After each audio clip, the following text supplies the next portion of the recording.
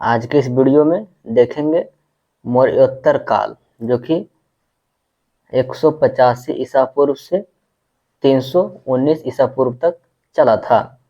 पहला प्रश्न देखेंगे, अंतिम मौर्य सम्राट बृहदत्त की हत्या कर किसने शुंग वंश की स्थापना की? तो यह पुष्यमित्र कण्व वंश के संस्थापक कौन था? तो यह वासुदेव। सातवाहन आंध्र सातवाहन वंश के संस्थापक सिमुक। प्राचीन भारत का महान व्याकरण पतंजलि किसका समकालीन था? तो ये था पुष्यमित्र शुंग का। नेक्स्ट प्रश्न है, सर्वप्रथम भारत में विशुद्ध संस्कृत भाषा में लंबा अभिलेख किस राजा द्वारा जारी किया गया था? तो शक राजा रुद्रदामन द्वारा। सातवाहनों ने आरंभिक दिनों में अपना शासन कहाँ शुरू किया? तो यह महाराष्ट्र में। किस कुषाण शासक ने सर्वप्रथम स्वर्ण मुद्राएं जारी किया था? तो यह जो हो जाएगा कड़फिसस द्वितीय। किस वंश के शासकों ने छत्रप प्रणाली का प्रयोग किया? तो यह शकों ने। कुषाण काल में सबसे अधिक विकास किस क्षेत्र में हुआ? तो यह वास्तुकला में। भारत में प्रथम बार सैनिक शासन किसके द्वारा व्यवहार में लाया गया? तो यह ग्रीकों द्वारा। ईसा पूर्व दूसरी सदी में प्रारंभ में उत्तरी अफगानिस्तान में स्थापित भारत यूनानी राज था। तो यह जो हो जाएगा विक्ट्रिया। सर्वप्रथम रोम के साथ किन लोगों का व्यापार प्रारंभ हुआ? तो यह तमिलों एवं चोरों का। सातवाहनों ने पहले स्थानीय अधिकारियों के रूप में काम किया या मौर्य के अधीन। वह महानतम कुषाण नेता कौन था जो बौद्ध बन गया था? यह कनिष्ठ। नेक्स्ट प्रश्न है, कुषाण काल के दौरान मूर्ति कला की गंधार शैली किसका मिश्रण है? यह हो जाएगा भारत ग्रीक। रोम साम्राज्य के अनुसार भारत पर किस वंश के शासकों ने केसर की उपाधि ग्रहण की? तो यह हो जाएगा कुषाण। प्राचीन भारत में किसने नियमित रूप से सोने के सिक्के चलाए? तो यह हो जाएगा कुषाण। मौर्य के बाद दक्षिण भारत में सबसे प्रभावशाली राज्य था सातवाहन। बुद्ध की खड़ी प्रतिमा किस काल में बनाई गई? तो यह कुषाण काल में। शुंग वंश के बाद किस शासक ने भारत पर राज किया? तो यह कण्व ने। चीनी यात्री जनरल ने कनिष्ठ को हराया, या जो हराया था पेन चाओ।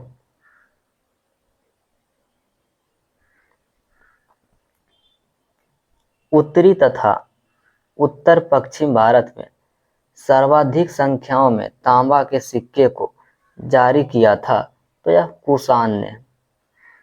विक्रम संवत कब से प्रारंभ हुआ? विक्रम संवत कब से प्रारंभ हुआ? तो यह 53 ईसा पूर्व। सातवाहन शासकों की राजकीय भाषा थी, यह प्राकृत थी। जो कला शैली भारतीय और ग्रीक यूनानी शैली का सुमिश्रण है उसे गंधार कहा जाता है। कनिष्ठ की राजधानी थी, या जो हो जाएगा पुरुषपुर।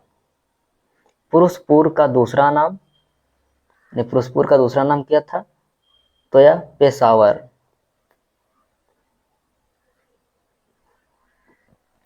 चरक किसके राज चिकित्सक थे? चरक जो थे किनके राज चिकित्सक थे? तो यह कनिष्ठ के। तक्षशिला के प्रसिद्ध स्थल होने का कारण गंधार कला। भारत में सर्वप्रथम स्वर्ण मुद्राएं किसने चलाएं? तो यह इंडो विक्टेरियन। किस संग्रहालय में कुषाण कालीन मूर्तियों का संग्रह अधिक मात्रा में है? तो यह मथुरा संग्रहालय में। किस शासकों ने ब्राह्मणों एवं बौद्ध भिक्षुओं को कर मुक्त भूमि या गांव भूमिदान देने का प्रथा आरंभ किया? थे सातवाहन। भारतीय रंगमंच में यवनिका का शुभारंभ किसने किया? तो यह यूनानियों ने। भारतीयों के महान रेशम मार्ग किसने प्रारंभ किया? तो कनिष्क ने। शक संवत का आरंभ किस सम्राट के शासनकाल में 78 ईसा पूर्व में हुआ था? तो यह कनिष्क के। तक्षशिला विश्वविद्यालय स्थित है भारत में। वर्तमान में तक्षशिला पाकिस्तान के रावलपिंडी जिले में स्थित है। प्राचीन काल में यह शिक्षा का प्रमुख केंद्र था। चाणक्य, चरक आदि ने यही शिक्षा प्राप्त की थी।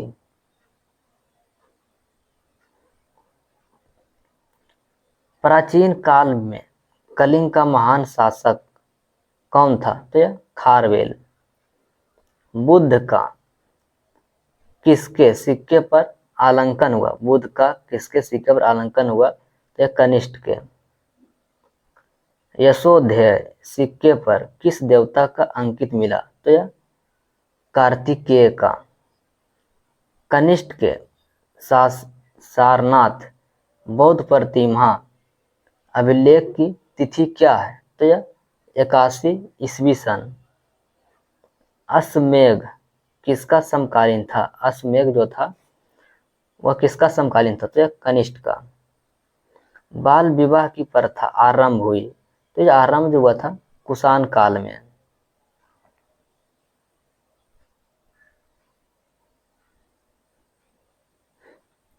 जो कला शैली भारतीय और यूनानी ग्रीक आकृति का सम्मिश्रण है उसे कहते हैं गांधार शैली।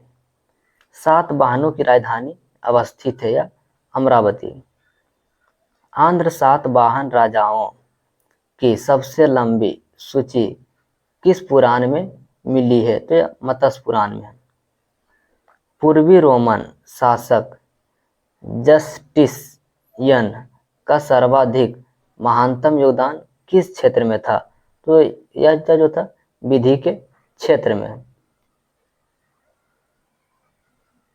नेक्स्ट देखेंगे संगम काल। संगम युग में उरेयूर किस लिए विख्यात था? तो यह कपास के व्यापार का महत्वपूर्ण केंद्र।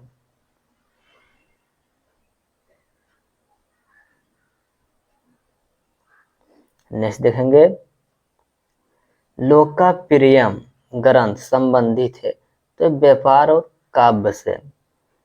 धार्मिक कविताओं का संकलन कुरान किस भाषा में? तो तमिल भाषा में। किस संगम युगीन राज के संरक्षण में 3 संगमों का आयोजन किया गया? तो पांडव। लाल चेर के नाम से प्रसिद्ध वह चेर शासक कौन था जिसने कनिगी के मंदिर का निर्माण करवाया? तो सेन गुट्टवन। तमिल भाषा के शिल्पाद्विकारम और मणिपुखलई नामक गौरव ग्रंथ किससे संबंधित है? तो हिंदू धर्म से। कौन संगम युगीन व्याकरण रचना सर्वाधिक महत्वपूर्ण रचना मानी गई है? तो यह लोलका पकिंकम।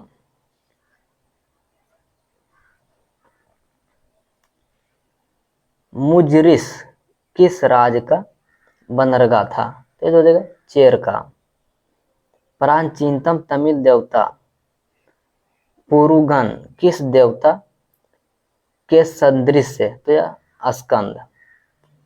संगम कालीन साहित्य में कौन को एवं मन्नन किसके लिए प्रयुक्त होते थे? तो यह राजा के लिए। तमिल काव्य का इलियड कहा जाता है? तो यह शिल्पादिकारंभ। चेर वंश का शासक किस क्षेत्र पर था? तो यह केरल पर। चेर वंश का प्रसिद्ध शासक कौन था? तो यह सेनगुट्टवन। चेर वंश का प्रसिद्ध शासक कौन था? तो यह तो देगा करिकाल। चेर काल में सूती वस्त्र उद्योग का प्रमुख केंद्र उरेयूर। लोलकापिरियम की रचना किसने की? तो यह लोलकापिरियर ने। चेल काल में सर्वोच्च न्यायालय को क्या कहा जाता था? तो मनरम। पांड्यों की राजधानी क्या थी? तो यह मदुरै। पांड्यों की राजधानी कहाँ थी? मदुरै। तमिल का गौरव ग्रंथ जीवक चिंतामणि किससे संबंधित है? तो यह जैन धर्म से। संगम किससे संबंधित है? तो विद्वानों से।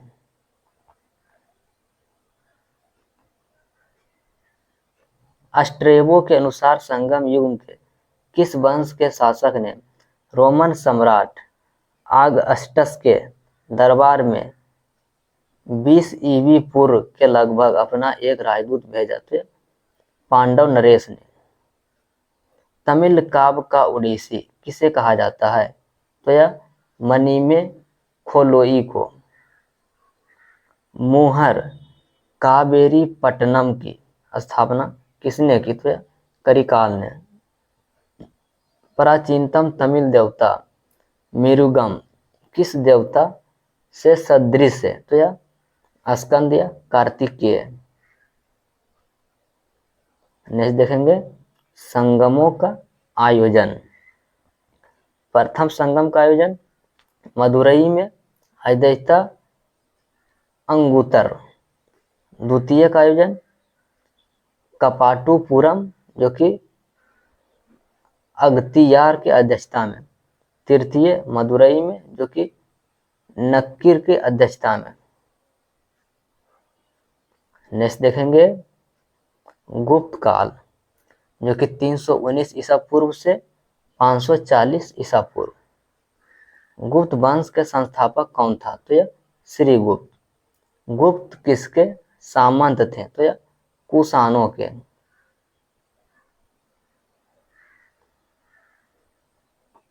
नेक्स्ट देखेंगे गुप्त शासक के दौरान ऐसा व्यक्ति कौन था जो एक महान खगोल विज्ञान और गणितज्ञ था?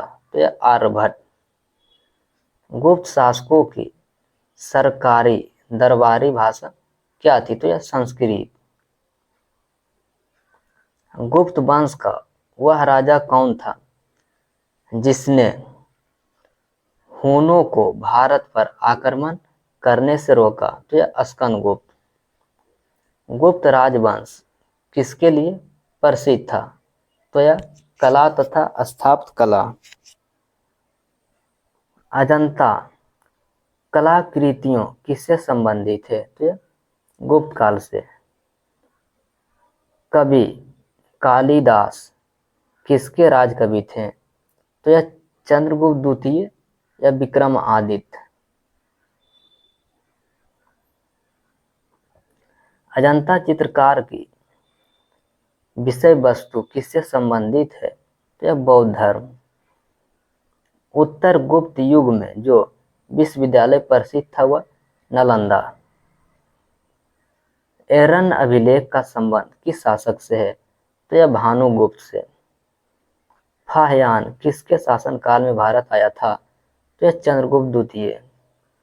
भारतीय संस्कृति का स्वर्ण युग गुप्त काल। फाह्यान कहाँ का निवासी था? तो यह चीन का। सेतुबंध का रचनाकार प्रवरसेन द्वितीय किस वंश का शासक था? तो यह वाकाटक वंश का। किस गुप्तकालीन शासकों को कविराज कहा जाता है? तो जो कविराज जो कहा जाता है यह समुद्रगुप्त को।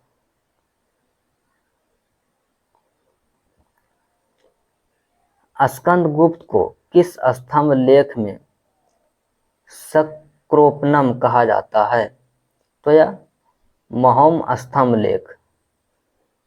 फाहियान और हेनसांग ने किसके राज को देखा? तो यह चंद्रगुप्त, विक्रमादित्य तथा हर्षवर्धन।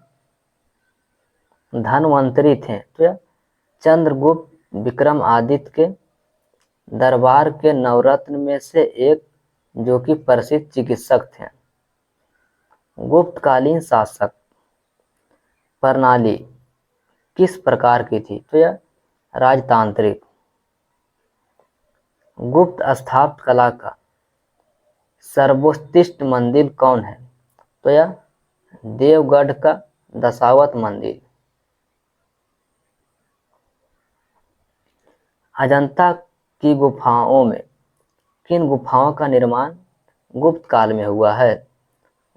तो यह जो हुआ 16, 17 और 19। अमरकोश के लेखक अमर सिंह किस शासक के दरबार से जुड़े थे? तो यह चंद्रगुप्त द्वितीय। गुप्त संवत के प्रारंभ करने का श्रेय किसे दिया जाता है? तो चंद्रगुप्त प्रथम को। चंद्रगुप्त प्रथम ने गुप्त संबंध का प्रारंभ किस उपलक्ष्य में किया? तो अपने राज्यारोहण के स्मारक के रूप में। नगरों का क्रमिक पतन किस काल की एक महत्वपूर्ण विशेषता है? तो यह गुप्त काल की। किस वंश के शासकों ने मंदिरों एवं ब्राह्मणों को सबसे अधिक ग्राम अनुदान में दिए थे? तो यह गुप्त वंश। दिल्ली के मेहरौली में कुब्बत उल इस्लाम मस्जिद का प्रांगण में स्थित प्रसिद्ध लोह स्तंभ किसकी स्मृति है? तो यह चंद्रगुप्त का। कालिदास द्वारा रचित मालविका अग्निपुत्र नाटक का नायक अग्निपुत्र। समुद्रगुप्त की सैनिक उपलब्धियों का वर्णन किस अभिलेख में उपलब्ध है? तो ये हो जाएगा प्रयाग के। किस काल में स्त्रियों की पुरुष से बराबरी थी? तो यह गुप्त काल में।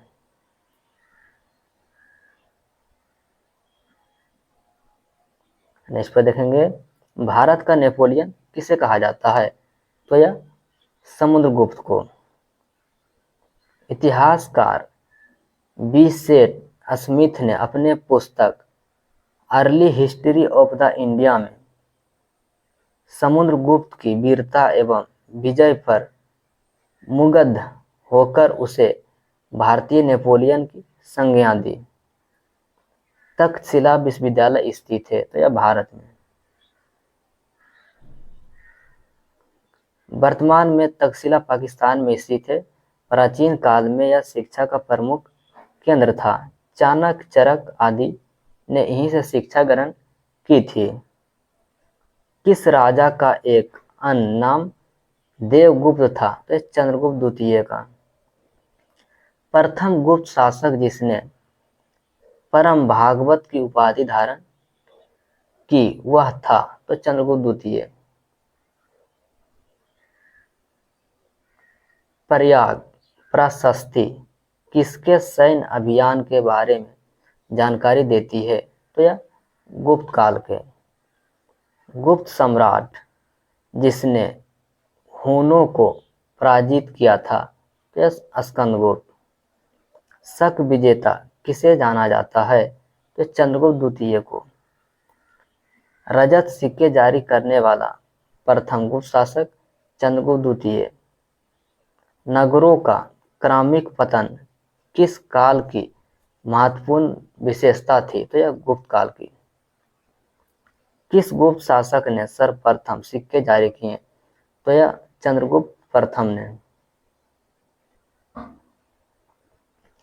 कौन सा राजवंश हुनों ने आक्रमण से अत्यंत विचलित हुआ? तो यह गुप्त वंश।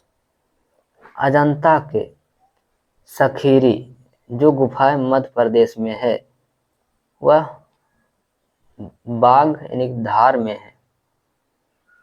गुप्त वंश ने किस अवधि में शासन किया? तो यह 309 से यानी 319 से 500 ईस्वी तक। बाल विवाह का प्रथा आरंभ गुप्त काल में। यूरोपीय भाषा में अनुवादित प्रथम भारतीय ग्रंथ कौन सा है? तो यह कुमार संबंध। सती प्रथा का पहला उल्लेख कहाँ से मिलता है? तो एरन अभिलेख से। महिर कुल का संबंध यह हुंडों से था। गुप्त राजा जिसने विक्रमादित्य की पदवी ग्रहण की थी, यह चंद्रगुप्त द्वितीय। गुप्त काल में उत्तर भारतीय व्यापार किस पतन का संचालित था? तो यह ताम्र लिप्ति से। गुप्त शासक द्वारा जारी किए गए चांदी के सिक्के कहलाते थे? तो यह रूपल। किस गुप्त शासक को नालंदा विश्वविद्यालय का संस्थापक माना जाता है? तो यह कुमारगुप्त को। पुंड्रावर्धन भुक्ति अवस्थित है? तो यह उत्तर बंगाल में। वह प्रथम भारतीय विद्वान कौन था जिसने गणित को एक पृथ्वी विषय के रूप में स्थापित किया? तो यह आर्यभट्ट। तांबा का सिक्के जारी करने वाला पहला गुप्त शासक कौन था? तो यह रामगुप्त। नेक्स्ट पर देखेंगे, कालिदास की किस कृति के गिनती विश्व की 100 प्रसिद्ध साहित्य कृति में होती है? तो यह अभिज्ञान शकुंतलम। वर्तमान गणित में दशमलव प्रणाली के आविष्कार का श्रेय किस युग को है? तो यह गुप्त युग को। गुप्त काल के सर्वाधिक लोकप्रिय देवता विष्णु। मेहरौली जो कि दिल्ली में स्थित है, स्थित लौह स्तंभ का निर्माण किस सदी में हुआ? तो यह 4th सदी में। कुमार संभव काव्य किस कवि ने लिखा? तो यह कालिदास।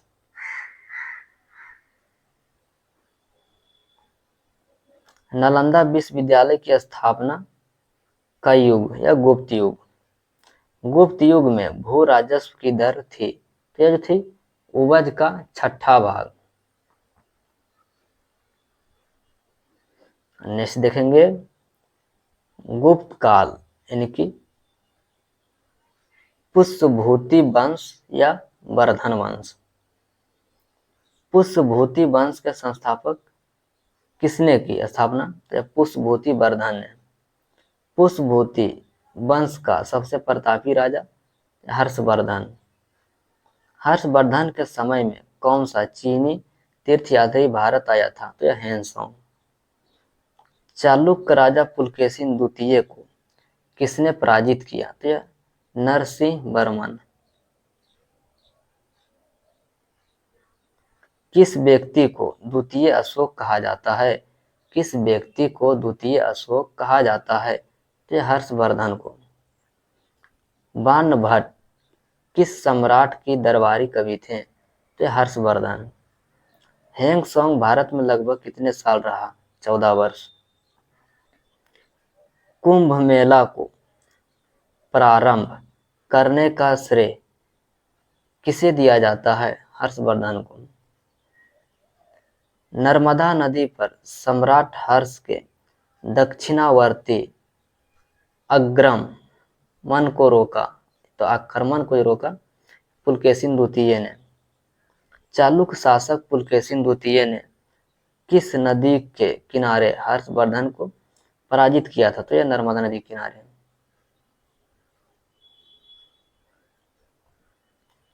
हर्ष के शासन काल में उत्तर भारत का सबसे महत्वपूर्ण शहर कौन सा था?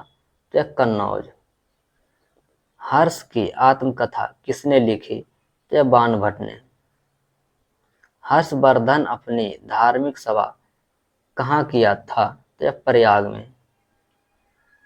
वर्धन वंश की राजधानी थानेश्वर किस प्रदेश में स्थित है?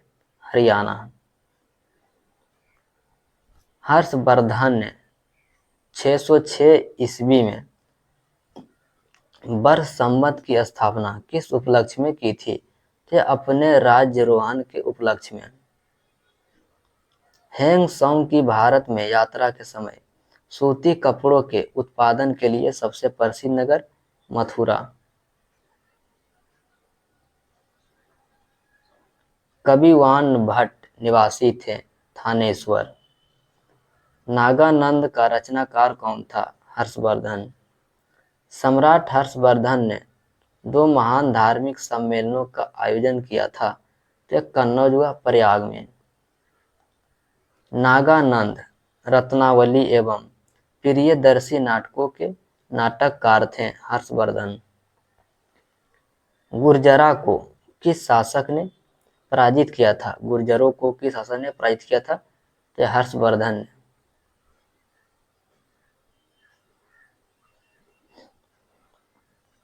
आज भी भारत में हेंग सॉन्ग को याद करने का मुख्य कारण सियुकी की रचना। हेंग सॉन्ग ने किसे? हर्षवर्धन को। गुप्त वंश के ह्रास के पश्चात उत्तर भारत में बड़े भाग का पुनः गठन किसने किया? तो हर्षवर्धन ने। बंगाल का कौन सा शासक हर्ष का समकालीन था? तो यह शशांक। वह अंतिम बौद्ध राजा कौन था जो संस्कृत का महान विद्वान और लेखक था? तो यह हो जाएगा हर्षवर्धन। हर्षचरित्र किसके द्वारा लिखी गई है? तो यह बाणभट्ट के द्वारा।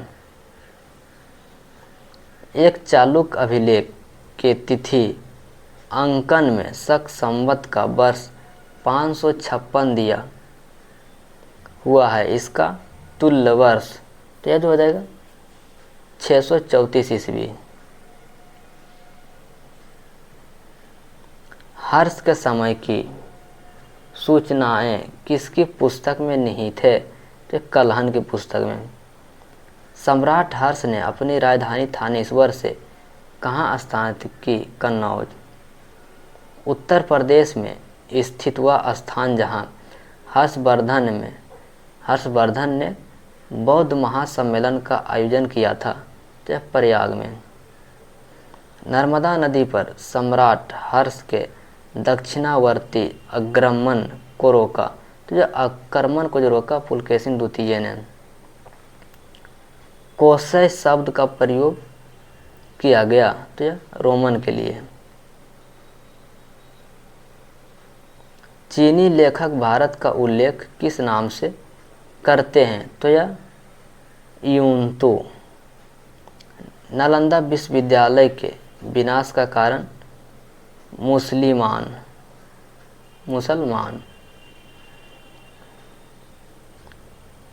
गुप्त उत्तर युग में प्रमुख व्यापारिक केंद्र कन्नौज। आदि शंकर जो बाद में शंकराचार्य बने, उनका जन्म हुआ था केरल में। आदि शंकराचार्य द्वारा स्थापित 4 मठ कहाँ स्थित है? तो यह जोशीमठ, द्वारका, पुरी और श्रृंगेरी में। नेक्स्ट देखेंगे प्राचीन भारत का विविध। किस विदेशी यात्री ने भारत का दौरा सबसे पहले किया था? तो यह मेगास्थनीज। शून्य की खोज आर्यभट्ट। महापाषाण संस्कृति जो 1500 ईसा पूर्व से 1000 ईसा पूर्व में दक्षिण भारत के उस ऐतिहासिक युग से परिचित कराती है जो पाषाण काल में उपयोग में लाए जाते थे। तो यह बड़े पत्थर से घेरे गई समाधियाँ यानी कब्र। किस पुस्तक का 15 भारतीय तथा 40 विदेशी भाषाओं में अनुवाद हो चुका है? तो यह पंचतंत्र।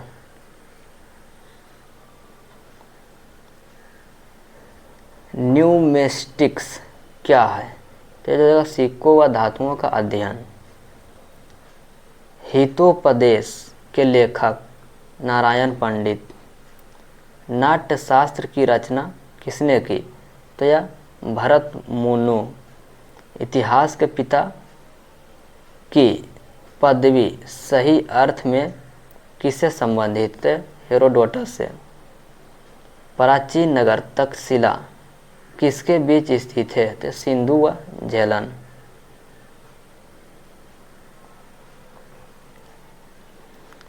वह अंग्रेज कौन था जिसने सर्वप्रथम भागवत गीता का अंग्रेजी में अनुवाद किया था? तो यह चार्ल्स विल्सन। पुरापाषाण काल में आदि मानव के मनोरंजन का साधन शिकार किसको चालकोलिथ एज कहा जाता है? तो चालकोलिथ एज जो कहा जाता है आपका हो जाएगा ताम्रपाषाण युग। स्वप्नावास व दत्ता के लेखक, यह हो जाएगा भास। नालंदा विश्वविद्यालय किस लिए विश्व प्रसिद्ध था? तो यह अर्थशास्त्र के लिए।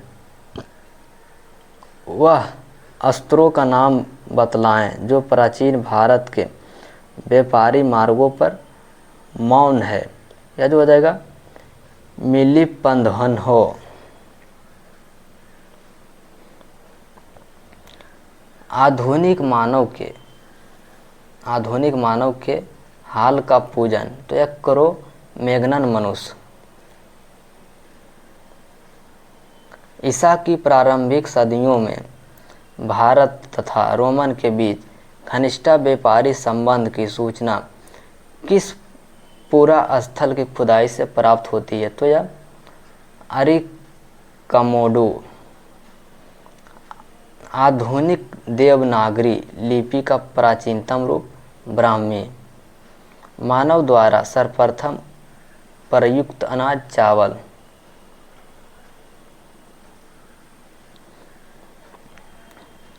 काव्य शैली का प्राचीनतम नमूना किसके अभिलेख में मिलता है? रुद्र दामन के। कौन सा बंदरगाह पेडू के नाम से दी पेरिप्लस ऑफ द इरिथियन सी के अज्ञात नामक लेखक को ज्ञात था? तो यह अरिकमेडू।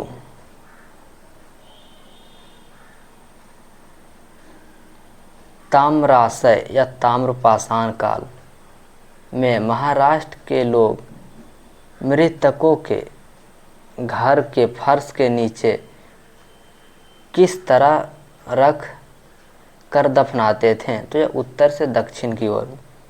भीमबेटका किसके लिए प्रसिद्ध था? तो यह गुफाओं के शैलचित्र।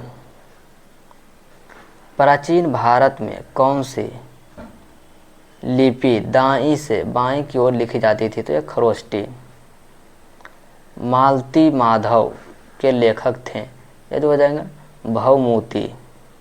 मुद्रा राक्षस नामक पुस्तक के लेखक विशाख दत्त। किस वंश के राजाओं ने खजुराहो स्थित मंदिर का निर्माण करवाया? तो चंदेल वंश के। आबू का जैन मंदिर किससे बना है? तो संगमरमर से। एलिफेंटा की गुफाएं मुख्यतः किस धर्म के मालव लंबियों के उपयोग के लिए काटकर बनाई गई है? तो यह शैव धर्म के लिए। एलिफेंटा के प्रसिद्ध शैल को काटकर बनाए गए मंदिरों का श्रेय दिया जाता है राष्ट्रकूटों को। अजंता एवं एलोरा की गुफाएं किस नगर में स्थित है? तो यह औरंगाबाद। कोणार्क के सूर्य मंदिर किसने बनवाया? तो यह नरसिंह वर्मन देव ने। किस मंदिर को काला पैगोड़ा के नाम से जाना जाता है? तो यह कोणार्क का सूर्य मंदिर। नेक्स्ट पार्ट में देखेंगे मध्यकालीन भारत, इसको नेक्स्ट पार्ट में देखेंगे। आज के लिए इतना ही, मिलते हैं नेक्स्ट वीडियो में। चलिए, जय हिंद।